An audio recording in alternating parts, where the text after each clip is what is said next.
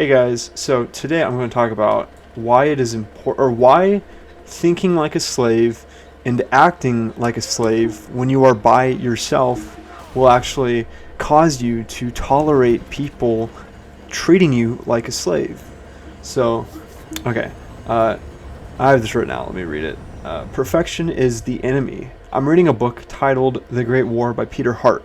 Halfway through the book, Hart describes the daily routine of Sir Douglas Haig, who was the supreme commander of the British Expeditionary Force in France during World War One.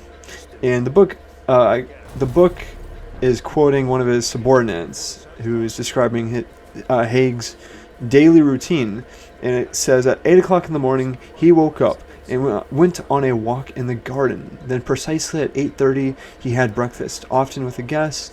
Like I said, it goes into meticulous detail, he just has all these like very nuanced and seemingly unrelated activities that you would never have guessed someone in his position in the midst of a total war would be partaking in, such as for instance, he goes on a 3-hour horseback ride daily and a 1-hour walk back to his HQ, and then he like resumes his duties as a general in the war. But it just struck me as so strange. Why would he do all of this stuff? It just seems weird.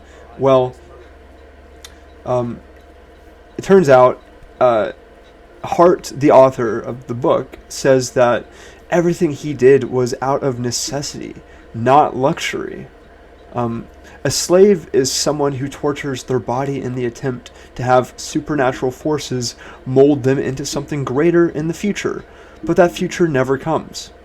Perfection is the worst master to serve because you get nothing out of it. Sorry, my heater's on. I forgot about. Let me turn off my heater. Just like, where was I? You get nothing out of it. If you put stuff off, you treat yourself like a slave. If you know something is healthy to do, but you wait for the circumstances to be perfect for you to partake in it, you are treating yourself like a slave. And if you start treating yourself like a slave, it gets really, really easy to get sucked into that mindset. And soon, it permeates all of your life. You will lose all self-respect because eventually there will be nothing left worth respecting. For you are not a free man, even if you try to maintain the facade to others that you are. You need to consume. You will be driven to insanity if you starve yourself of this. Okay, so that was a little thing I wrote. Hopefully that made some sense. I got another half of that to say. I was just reading a script just now.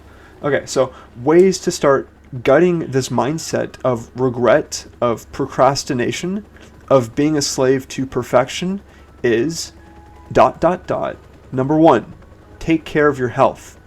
Number 2, don't do rituals that you know give off slave energy, such as repeatedly revising a text that you want to send to a girl. Each deleted word and revised sentence is another drop of energy sucked from your soul. Everything you do should be for the sake of self-care. If a tool is not serving you, you are serving the tool. Look for inspiration, but do not Number 3.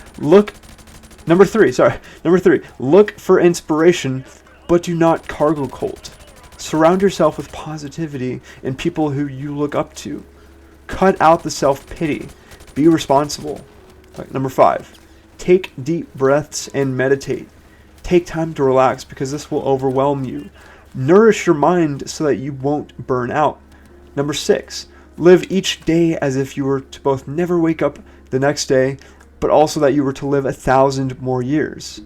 Number 7. Don't pity others. You will start to think that others will pity you. Being suspicious of love and kindness is slave mentality. Number 8. Don't serve the books you read. Everything you do should be out of fun. The books you read should earn your attention. Don't be afraid to go through do not be afraid to go through a book and not understand it fully. The author didn't do a good enough of a job making sense in a retaining way. Number 9. Do not make rules for yourself. Kind of paradoxical, but it's true. Do not make rules for yourself.